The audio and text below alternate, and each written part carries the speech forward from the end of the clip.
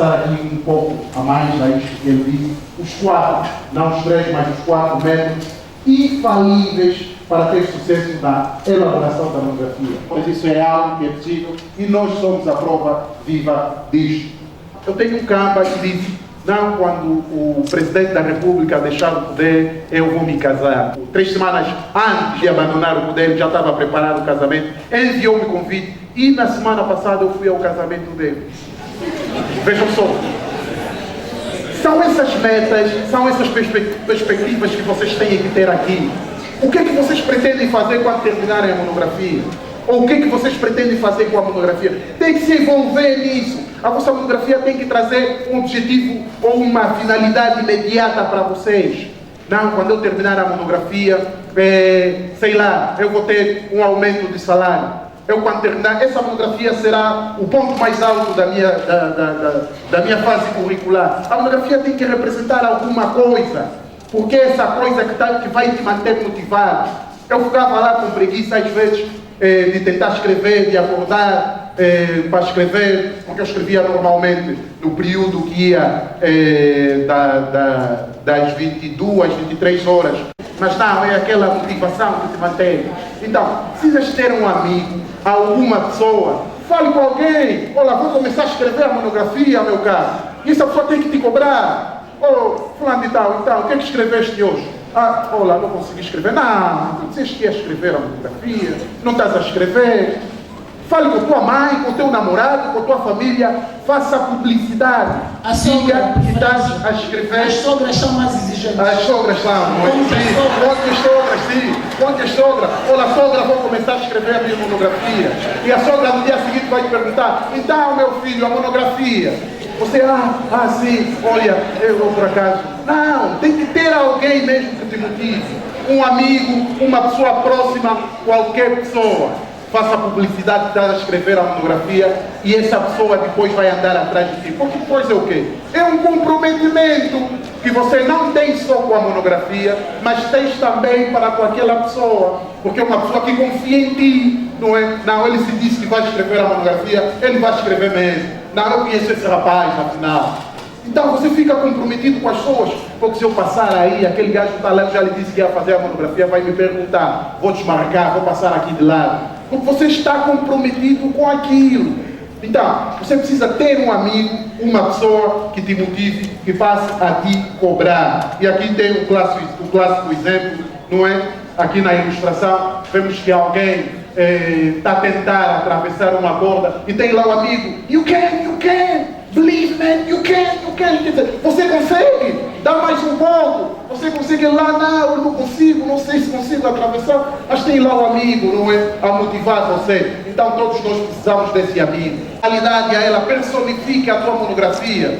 Eu me lembro na altura que estava a fazer a dissertação de mestrado, eu estava em Lisboa e tinha um amigo que estava no Porto, também estava a escrever a monografia e nós passávamos o dia todo, quando não tivéssemos a escrever, claro, a nos contarmos sobre a monografia. E nós falávamos sempre, olha, eu passei a noite toda com a minha monografia, dormi com ela, vivi com ela, dei beijos nela, acariciei nela. Então, nós tentamos personificar a monografia, tem que ser algo que faça parte da tua vida. Olhe para a monografia como algo possível e que faça parte da tua vida. Tenha contato com ela. Dê um nome à monografia, é verdade. A minha monografia se chama, ela tem o nome da tua amada monografia. Sim, é pronto. Tem uma relação, quer dizer, só não vá com ela para cá, não é o bem recomendado hoje. Mas claro, trate ela como alguém chegado a ti. Viva com a monografia. E eu me lembro que sonhava, às vezes estava a dormir e me espantava. Olha, me lembrei de uma frase que meu colega de quarto, porque nós dormíamos assim em república, meu colega de quarto estava a ficar maluco, meu caro. Estava a pensar muito na monografia. Vai sair daqui maluco. Mas não, é levar aquilo pela paixão, pelo lado pessoal, porque não há outra coisa que nós fazemos com aquela força e nós damos todo o nosso empenho quando nós gostamos dessa coisa. Estabeleça um cronograma e cumpra, meu caro. Cumpra mesmo esse cronograma. Olha, estabelecer um cronograma é o quê? É escrever 3 meses. Se você, em cada semana, não vamos falar em cada dia, porque isso fica muito específico, depois Porque às vezes quando estamos a pesquisar para escrever uma monografia, enfim, nem sempre, ou não são todos os dias que nós conseguimos fazer uma leitura e colher alguma coisa que nos sirva para a monografia. Há vezes que nós ficamos a ler e infelizmente não conseguimos encontrar nada. Acabamos o dia todo sem encontrar nenhuma única matéria essencial que possa nos servir para escrever. Então, meus caros, estabeleça um cronograma. 3 meses. Em cada semana, se você escrever 5 páginas, em um mês, que são 4 semanas basicamente, você escreve 20 páginas. Em 2 meses, você escreve 40 páginas. Em 2 meses e meio, você tem 50 páginas. Com os elementos pretextuais e os elementos pós-textuais, que são cerca de 20 páginas, você tem 70 páginas. É o razoável para qualquer parte. É o razoável. Em qualquer parte. Em qualquer parte. 70 páginas é o razoável para qualquer monografia. Em 3 meses você consegue escrever uma monografia. E olha, esse é o plano o plano de trabalho. Isso é feito em toda parte do mundo. Você, para fazer alguma coisa, mesmo para revisar, para ler, para estudar, para fazer qualquer coisa, você precisa ter um plano. Por mais que esse plano seja consciente, não escrito necessariamente, mas você sabe, vou ler primeiro esse parágrafo, depois esse. Olha, vou seguir a ordem do livro. Olha, vou estudar primeiro essa matéria e depois aquela matéria e aquela. Para a monografia também é assim. Onde vais começar? Estabelece um cronograma. Olha, até o dia X eu tenho que terminar isto aqui. E quando chegar aquele dia, tens que terminar mesmo. Se esforce para conseguir cumprir essa meta que você estabeleceu. Se você cumprir com rigor esses 4 objetivos, meu caro, você tem a monografia feita em 3 meses. Apenas 3 meses. Não, nada mais do que isso. E o orientador, e claro, o Bangula já vai falar aqui a seguir do orientador. O orientador só leva no máximo, eu digo mesmo no máximo, não no mínimo, uma semana. É uma semana. Um bom orientador, poxa. Em uma semana consegue ler isso. E já agora tome mesmo a palavra. Sim. Obrigado. Poxa, eu vou falar-vos agora do outro lado. Infelizmente, se a monografia dependesse só de nós, estudantes, talvez estivesse pronta ou fosse feita com mais facilidade, maior rapidez. A questão é que é um trabalho de 2 pessoas, diriam os ingleses, a two-man job, né? É um trabalho feito por 2 pessoas. O aluno, candidato ao grau, todo ansioso, e a esfregar as mãos, agora, chegou a minha vez, tenho que escrever isso, 60 páginas, 70, eu que nunca escrevi 2, só participava dos trabalhos do grupo, o colega mesmo é que escrevia a maior parte, agora. Bem, meus caros, não vai morrer um negro, como diz o outro. As coisas vão ficar mesmo na mesma. Nós temos de contar com a figura do orientador. E o orientador geralmente é escolhido entre os nossos professores, aqueles que ao longo dos 5 ou 4 anos estiveram conosco. E ali é que começa, a cobra fuma ali. Todo 36 começa nesse momento, escolher o orientador. Uns atrapalhados, estudantes atrapalhados. Porque esses existem também? Também existem. Sim, confundem os professores. Nós temos que considerar a existência de 3 professores, 3 tipos de professores. Porque isto é fundamental para entrar no anda-para. Provavelmente há pessoas que estão no anda-para, porque cometeram o erro da escolha do orientador. O primeiro tipo de professor é o professor mandão. Eu costumo dizer que sou o professor mandão. O professor mandão é mais ou menos o equiparado naquela analogia do chefe líder, ele aqui é o chefe. A função dele é orientar, mas ele não o faz como tal. Está ali mais ou menos como a disputar contigo. Se você sabe, ele sabe mais, ele quer demonstrar que sabe. Em vez de te ajudar efetivamente, você precisa de ajuda, não de alguém que te julgue. Então, olhe muito bem, ao longo dos anos todos, quem foram os teus professores que enquadram no perfil que eu agora vou descrever como o perfil do professor mandão. É aquele quem você envia o primeiro manuscrito, ele recebe, lê assim à distância, vai, vê. Tu leste quantos livros? Camarada, lê o texto. Isso é pouco. Já começaste mal. Não leste fulano. Mas vou ler o fulano como li, conhece esse fulano. Por aonde? Tem o fulano. Portanto, ele está sempre por cima de ti. Acha que, porque você daqui a pouco vai ser colega dele, eventualmente, E normalmente tendem a ser os professores da old school, que são assim, sim. Professor Mandão, ele só diz está errado, está errado. O certo não te diz o que é, só diz está errado, manda voltar. E mais, tem sempre uma relação muito distante, sempre frio, não te dá o número de telefone, não podes ligar, falar isso na escola. Meus caros, fujam dessa gente. Porque a monografia, o processo de elaboração da monografia desenvolve uma relação de intimidade. É preciso que haja empatia, tem que ser um prof fixe mesmo. Que haja empatia, você possa ligar para ele, mandar mensagem, falar, que não tenha muitos truques e que queira efetivamente ajudar. Se você escolhe um desses mandão, vai entrar no anda par. Já basta a obra, né? Por causa do preço do cimento, você faz o caboclo, espera 6 meses. O professor não pode ser mais assim, você lhe dá o texto para ler, às vezes até esquecem, perdem os documentos. Há desses professores, meus caros, fujam, tirosa. E há o professor laissez-faire, que não é mandão, até porreiro, esse não é só porreiro, porreiraço. Mas também para ele, o professor laissez-faire, o professor mandão é este, que eu não vos mostrei. Tem essa cara, muito parecida com a minha, não é? Vejam bem. Não? Pois, esse é o professor mandão, fujam dele. Este aqui quem é? Tem certeza? Vejam bem. Quem é? É Obama? É o Putin? Exatamente. Esta figura serve exatamente para chamar a vossa atenção para o professor laissez-faire. Professor tanto faz, deixa andar, faça-se o que puder. Aquelas pessoas que estão com reiraço. Você está escrevendo um erro, alguma coisa está errada, para ele também está bom. Muito fixe. Você traz um manuscrito. Ah, professor, eu pensei em fazer isso. Ele vê, sim, tá bom. Fujam também desse professor, o reiraço. Não. O professor tem que garantir a questão do rigor científico. Na relação orientador, o professor representa a autoridade acadêmica. Deve transmitir as regras, as metodologias e o conhecimento científico. Ajudar o aluno a aproximar-se o máximo possível disso. E não pode ser um indivíduo que para ele tanto fala. Aquele professor que está mais preocupado em estar fixe com os alunos. Não posso corrigir, senão vai ficar triste. Fujam desses, porque esses vão colocar em causa o teu trabalho. Vocês vão perder muito tempo juntos a pensar que estão a fazer alguma coisa de valor. Quando for para a avaliação, para a pré-defesa, como se faz aqui no Piaget, vão chumbar, vão mandar voltar. E você perdeu 3 meses a trabalhar.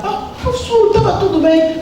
Não, aqueles gajos também são muito complicados. Não sei porque mandaram voltar. Não, o professor é que é laissez-faire. Em vez de fazer o seu trabalho, dizer não, estas normas não estão de acordo, verifique este autor, faça bem as citações, não vai parecer plágio. Em vez de ter esse pé firme, no caso essa mão firme no texto, ele deixa tudo andar. Fujam desse. O professor ideal é mesmo o professor amigo.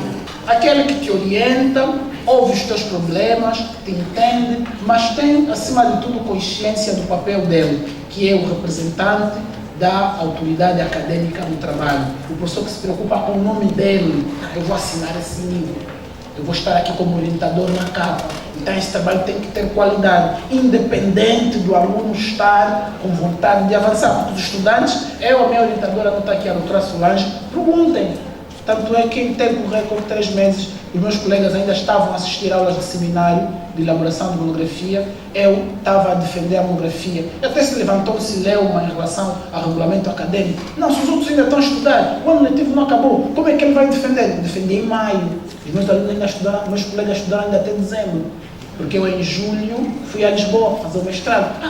Eu estava já a frequentar o mestrado, meus colegas ainda estavam a fazer o 5º ano. E ficou, como é que isso é possível? Esse contribuiu às normas. Não. Qualquer indivíduo que conclua o plano curricular, ou seja, que tenha todas as notas das cadeiras, pode efetivamente defender. E eu já tinha.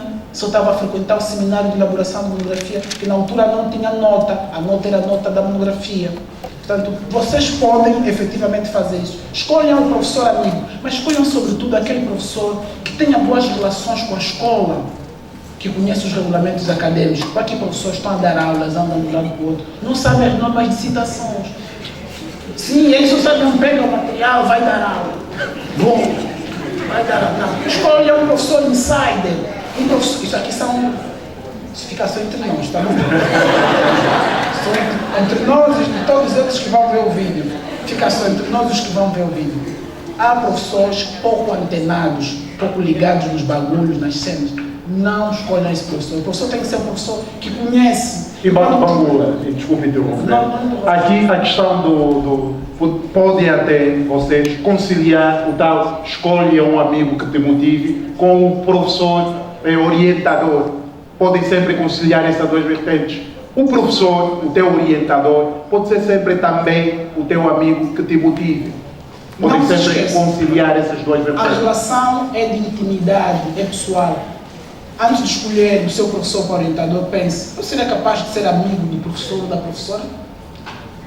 Professoras em menopausa, com respeito às senhoras todas. Há pessoas que pela fase da idade, pessoas que não têm marido. Isso é psicologia, não é meu preconceito. É psicologia, vão abrir os manuais de psicologia. Há pessoas que pela fase da sua idade, pelo momento que está a viver na sua vida, tendem a desenvolver resistência na criação de relações, são mais antipáticas, depois passa-lhes também.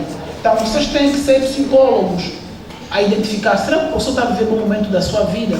Anda muito carrancudo? Fujam dessas pessoas, vocês precisam de ser ajudados, precisam de pessoas com boa vibe, pessoas para frente, que queiram efetivamente avançar com os vossos trabalhos, e não mandões, e não pessoas desleixadas. Vocês precisam de pessoas que conheçam as regras da casa, que se movam. No caso de você ter um problema na tua monografia, não, deixa eu pegar o telefone, vou ligar para o secretário acadêmico, para o doutor Mário, para a Isabel, para perguntar isto, ou vou ligar para o Boaventura, o da EFA. Tem que ser pessoas com connection, não é mais um professor que não sabe quem é que está no da EFA, quem é o coordenador do curso. Tem que ser um professor com connection. Esse ajuda sempre, porque haverá no teu processo algum momento de entrave burocrático ou outro. Esse professor com connection desbloqueia sempre. Então tenham atenção a esses elementos ao escolher os vossos orientadores. Senão, entrarão no grupo do Anda. Quem está aqui no Anda Para já, só para ter uma ideia? Aqui ninguém está escrevendo, está no Anda Para. Pois, você manda um e-mail, não vi, agora imprime, traz na pendrive, não, tem vírus, vem amanhã. Pois, essa gente difícil existe e é responsável por muita gente falar mal da universidade e achar que a universidade é um calvário. Fujam dessa gente. Pois é, rostos da monografia. Temos, por um lado, o rosto interno e temos, por outro lado, o rosto externo. Vamos aqui primeiro apresentar o rosto externo, a partir de mim, e depois o Bangula, claro, apresentará o rosto interno. O rosto externo se refere a estes elementos que normalmente o estudante precisa ter em conta para elaborar a monografia. Mas não elementos que estão ligados ao conteúdo como tal da monografia, mas elementos externos que estão ligados à formalidade, ou seja, à forma, ao método conforme o estudante vai trabalhar para elaborar a monografia. E assim temos o primeiro rosto externo da monografia. Escolhe um tema que tem a ver contigo e que te facilite. Estávamos a falar até com um orientando que apareceu para conversar com o Bangula, e ele por acaso trabalha no banco e vai já defender, não é? O próximo mês parece que já está tudo despachado. Pois é. E ele trabalha no banco, está a falar sobre a insatisfação dos clientes, não é? Na unidade bancária que ele trabalha ou opera. Então é isto. Se você trabalha no banco, então escreva questões sobre insatisfação dos clientes. Se você trabalha com crianças, escreva sobre o comportamento infantil na escola, do sítio tal. Se você um dia já foi vítima, infelizmente, de alguma situação sexual, escreva sobre assédio sexual, por exemplo. Olha, o assédio sexual na escola tal, a violência sexual na escola tal, na escola tal, verdade. Tens que ter sempre essa tendência de escolher um tema que se relacione contigo, que tenha a ver contigo. Você tem que se identificar no tema que vai escrever. Não estás aqui em Angola e vais escrever, por exemplo, o comportamento de Barack Obama durante o seu mandato presidencial. Meu caro, Isso é uma coisa muito difícil de fazer. Primeiro que você, evidentemente, não sabe falar inglês e depois é tal dificuldade em termos de circunscrição geográfica, ou seja, a mobilidade geográfica daqui para lá, como é que você está aqui e quer escrever um tema sobre aqueles. E há sempre, normalmente, temas que já têm essa facilidade de desenvolver quando estiver a escrever a monografia. São temas ligados ao direito comparado. Da outra vez estávamos a discutir isso. Por exemplo, você quer escrever sobre o assédio sexual, e voltemos ao assédio sexual porque foi o tema da minha dissertação de mestrado, você pode sempre fazer a comparação com o assédio sexual na legislação angolana e na legislação portuguesa, ou assédio sexual nos países de língua oficial portuguesa, ou podes falar do direito comparado entre Namíbia, que fica aqui próximo. Essas questões normalmente te conduzem com maior desenvolvimento e tens muito conteúdo para poder se debruçar. Porque você só vai falar, a legislação em Angola diz isso e a legislação congolesa diz aquilo. A legislação brasileira diz isso e a legislação portuguesa diz aquilo. Então, são temas que a princípio te facilitam para poder escrever a tua dissertação de mestrado ou a tua monografia, no caso aqui para vocês. E depois o segundo elemento é, pare de procurar desculpas e comece a produzir, meu caro. Pare de procurar desculpas. Não, é porque não tem caneta. Não, estou à espera de um dinheiro. Não, olha, minha mãe. Olha, tive um caso familiar muito complicado para mim. Olha, o próximo mês mesmo vou começar. E tal mês não começo. Meu cara, deixa a desculpa. Porque quando você escreve a primeira frase, depois é só seguir a bala. Há um momento da monografia que cuia bué. Você só basa mesmo. Os livros começam a aparecer tudo com facilidade. É aquilo que dizem, Deus parece só... Você só tem que dar o primeiro passo, depois Deus já te conduz. É só seguir a bala, você procura um material, já está ali, está tudo bem específico e pronto, é só seguir a bala. Portanto, pega o material, concentre-se na primeira frase e comece a escrever, meu caro. Mas nada, ponto final, parágrafo. Pode não ser a princípio uma ideia assim já bem específica sobre aquilo que você pretende escrever, pode ser até um elemento descartável, alguma coisa que pode ser criticada por outra pessoa, mas comece, porque quando você começar, você depois só vai seguir a bala. E a terceira questão aqui é da organização. Hoje, infelizmente, temos muitas, mas muitas coisas que podem nos atrapalhar, meus caros. Se você quer escrever a monografia, precisas de preparar um bom ambiente de trabalho, tanto psicológico como físico mesmo. Evita problemas, concentre-se e prepare bem o teu ambiente de trabalho. Desliga o telemóvel, a partir daquele certo momento, só se dedica simplesmente a escrever a monografia. Porque se você não tiver essas condições materiais e psicológicas bem preparadas, então vais toda hora te distrair, porque normalmente o assunto que nós procuramos escrever ou desenvolver, às vezes pode estar numa fase daquelas em que não nos dá muita atenção, não nos atrai bastante. Então nesse momento você precisa de toda a concentração, porque se não tiveres concentração, nenhuma palavra vai sair. E para ter concentração, precisas de elementos que não te distraiam. Sim? O Wilton levou isso ao extremo de arranjar ambiente favorável. É casado, tem mulher, tem filhos, etc. em casa. E ele precisava. Então começou por mandar as crianças para a casa da avó. Sim. Mas a mulher viu que a casa está muito sossegada e disse, e agora? Vamos aproveitar isso. Temos um ambiente só para nós dois.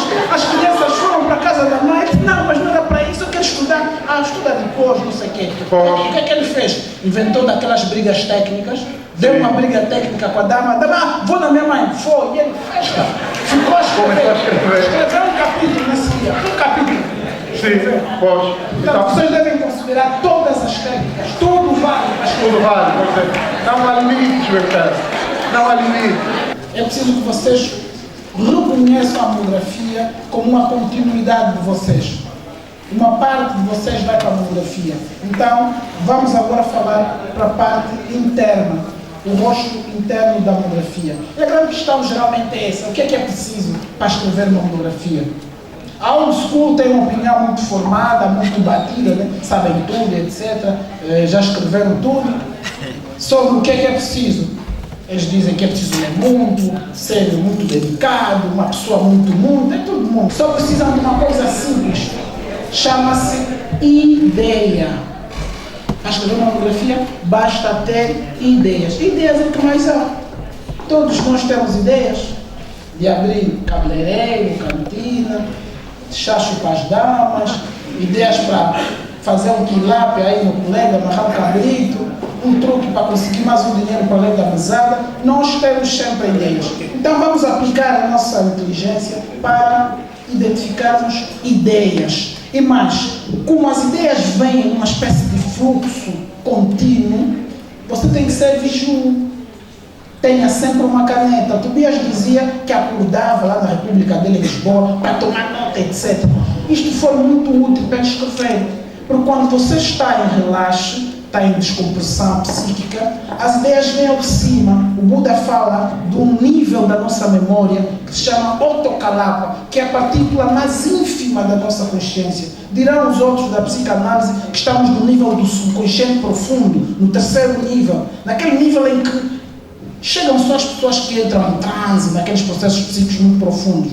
Nós, normalmente, pelo menos 3 vezes ao dia, um homem normal entra neste nível. Só que não se dá conta. E é nesse nível que, eureka, faz-se luz, surgem ideias. E um indivíduo vigiu, pelo menos eu sou muito atento, tenho sempre um papel. Eu também. Ok, por isso é que escrevemos. Anote as ideias. E as ideias, as grandes ideias, são as ideias mais simples. As grandes ideias que fazem bons trabalhos são as ideias mais simples. E exatamente por serem simples, tendemos a desvalorizá-las quando surgem. Imagina alguém, estudante de economia, que quer falar sobre o impacto da mobilidade urbana no processo de distribuição no varejo. Essa ideia é bem simples, dá para monografia, isso é fácil demais. É aquilo que se diz, né? Fácil demais para ser verdade. É mesmo isso, fácil é mesmo. Mas no primeiro momento poderá não reconhecer. Então, tome nota. Vai recensear, passado umas semanas, 2, 3 semanas, um conjunto de ideias. Então, entre estas ideias que você recenseou, que você anotou, alistou, vai triando. Eu fiz ontem um exercício, a Helena Carlos, que não deixa mentir, fiz um exercício com os meus alunos do 4º ano de Sociologia, que eles vão agora para trabalho prático. E tem que pensar em temas para os trabalhos práticos. E trouxemos umas ideias assim, um bocadinho apressadas e tal. Eu, na figura do professor Mandão, dei um de mão, essa ideia tens que ver bem, está fusca. Então ficámos lá a conversar, mas eu disse, prestem atenção, olhem à vossa volta, identifiquem um problema. Vocês acham que Angola não há problema? Aqui é um lugar do mundo onde há mais problemas, não? Exatamente. Todo um problema pode gerar 1.000 milhões de ideias. Portanto, não se justifica alguém ficar uma semana, 2, não tenho ideias para tema. Não é verdade. Só precisa ter aquilo que os sociólogos chamam de imaginação sociológica, que no fundo é o sentido de perspicácia do olhar analítico que qualquer investigador social deve desenvolver. E vocês acreditam que têm esse sentido. Portanto, tenham várias ideias, passado algum tempo, selecionem as 3 melhores ideias e depois discutam essas ideias com várias pessoas. Descubram um amigo que vos motive, mas um amigo também que vos critique. É muito bom. E essas ideias precisam ter suporte, porque a academia, sobretudo nós que seguimos aqui a corrente anglo-saxônica, temos aquela regra da revisão de literatura, do estado da arte. Você não pode falar, imaginemos aqui, sobre as novas formas de conjugalidade. Hoje existem vários tipos de casamento. Esse é um tema que dá tanto para a sociologia quanto para o direito. Você quer falar das novas formas de conjugalidade, também pode se adaptar para a questão da economia, como é que isso afeta no consumo das famílias. Tendemos a ter famílias mais, famílias alargadas, distritas, como é que está o consumo, que tipo de bens as famílias consomem mais.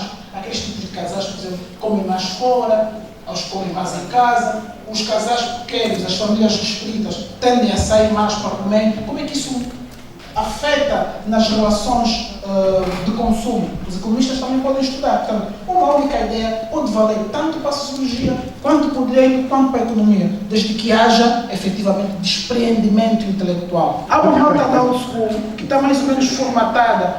Para eles, alguns temas só são de direito, alguns temas só são de sociologia, ou são de economia. Esquecem aquilo que disse já no princípio do século passado, o Durkheim, que o facto social é um fenômeno total.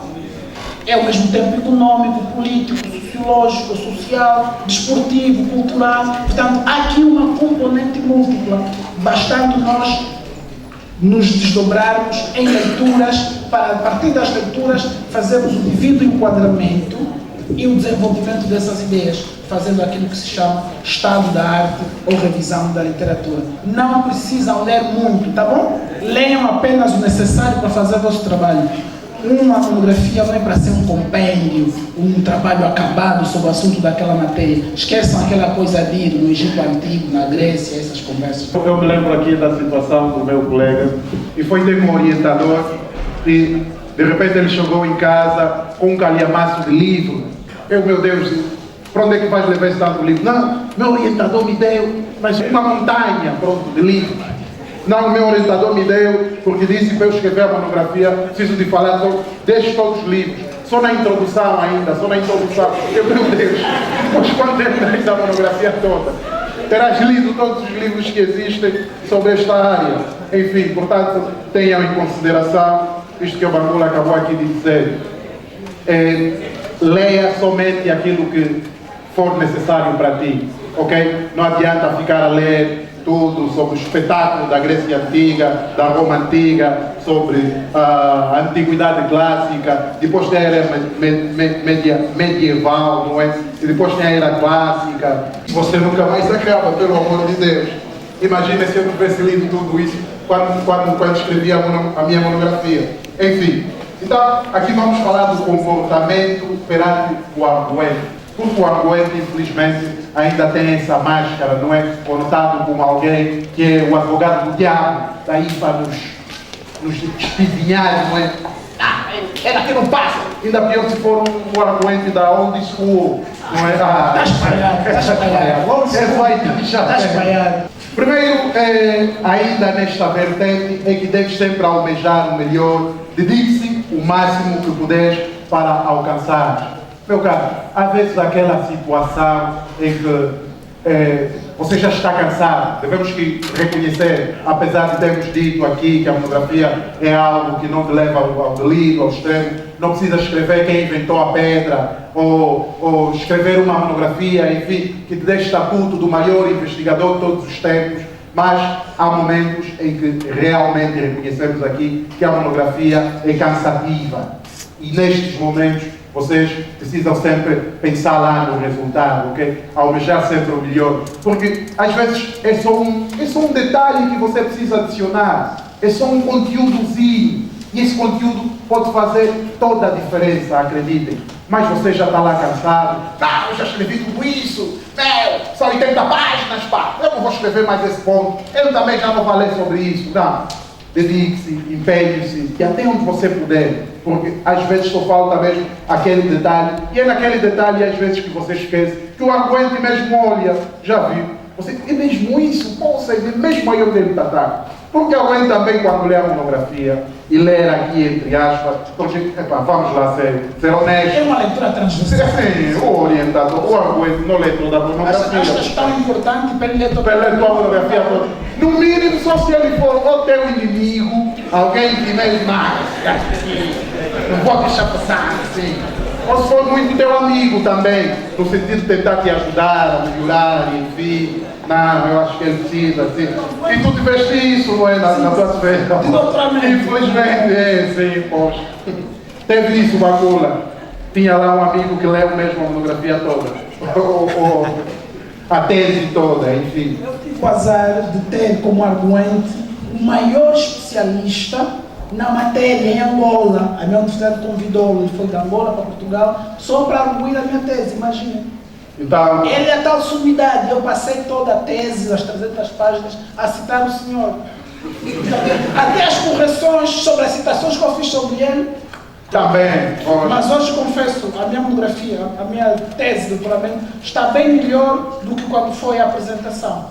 Porque, de facto, encontrei um especialista. Mas é no doutoramento, é outra coisa. Sim. Na licenciatura não precisam ficar sem um dedo por isso. Então, aqui vem outra questão para vocês. Seja estratega. Capricha os elementos chaves da tua monografia. Ora, se o arguente não vai ler a tua monografia, então você tem que se concentrar naqueles tópicos, naquelas páginas que ele com certeza vai ler. Por exemplo, qual dessas páginas é aqui? Uma, alguém chuta. Introdução. Esquece. O teu arguente vai ler a introdução. A introdução, o resumo, a conclusão, isso, meu caro, ele vai ler. Por exemplo, se você está a escrever, lá volto outra vez ao exemplo do meu tema, o assédio sexual.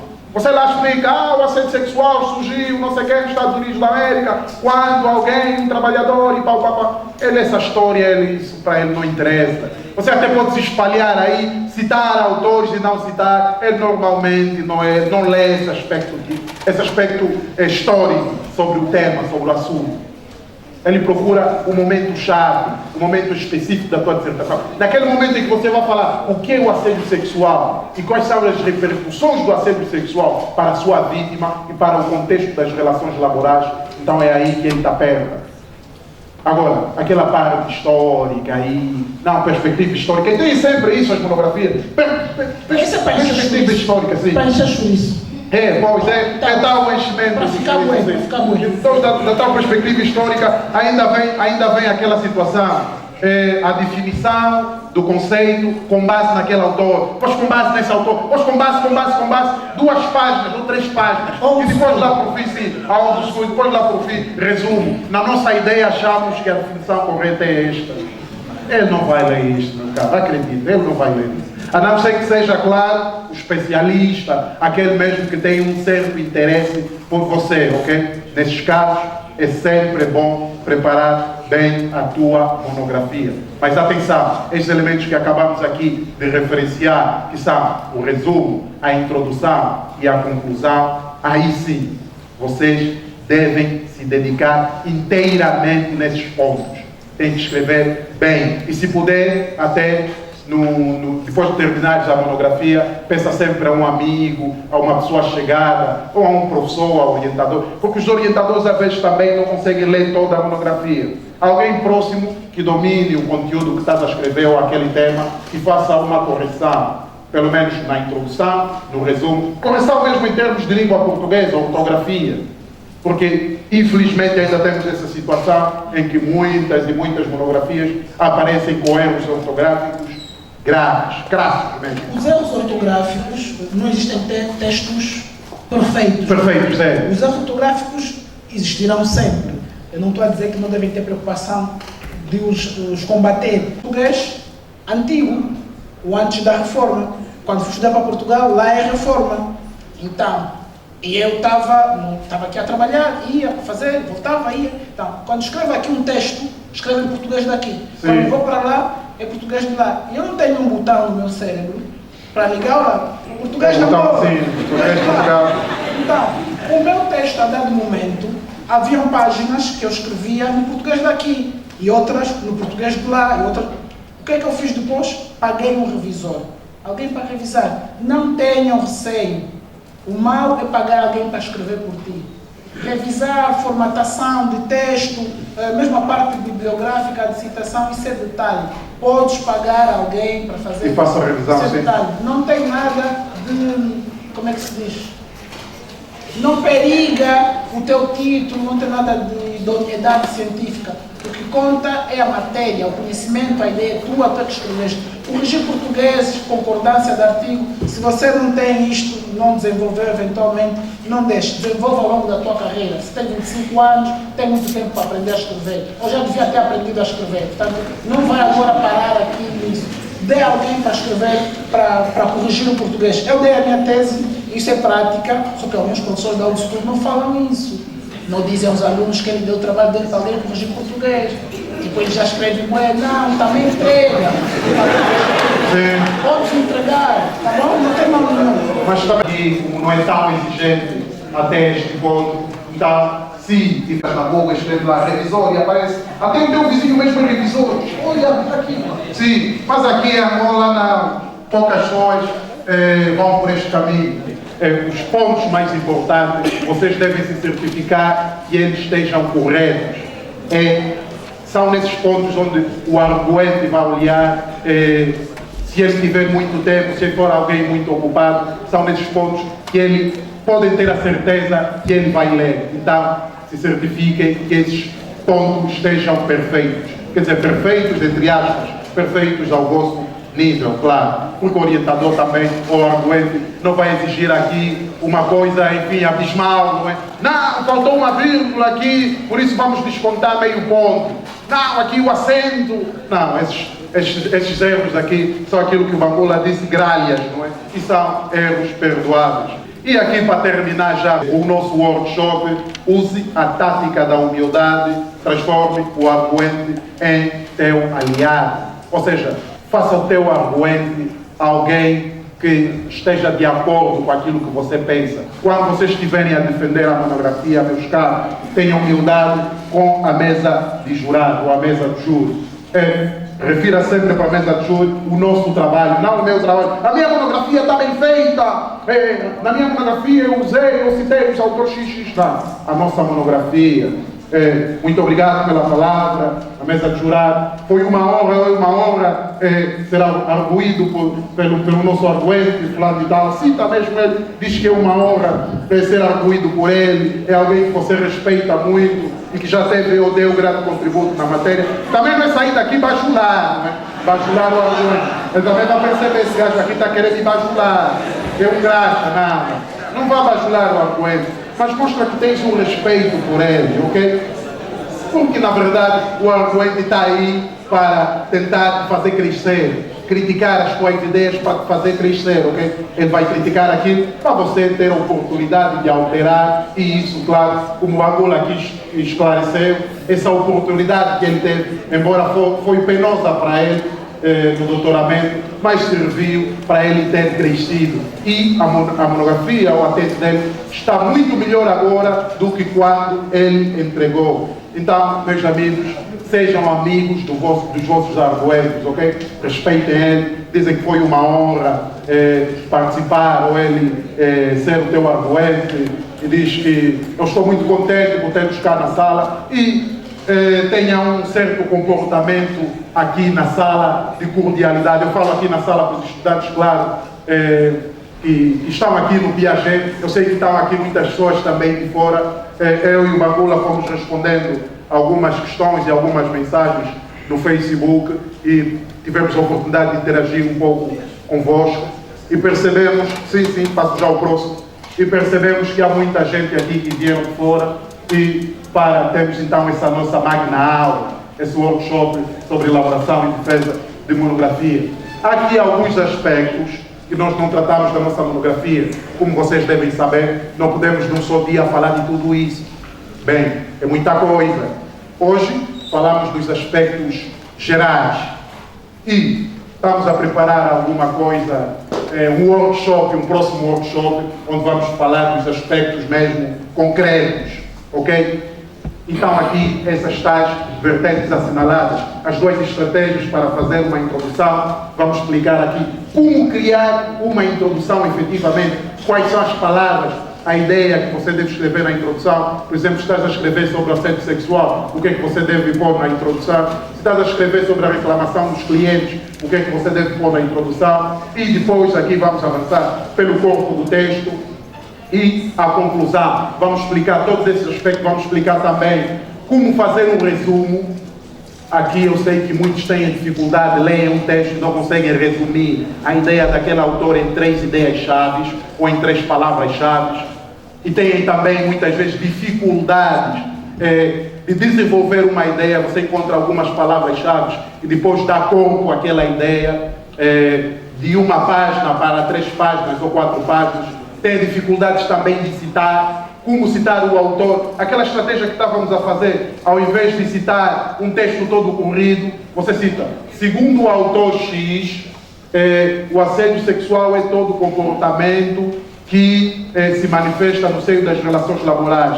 Ainda diz o autor que, e continua a escrever, a citar, e conclui finalmente que, e continua a escrever. Às vezes é uma questão de técnica, saber usar conjunções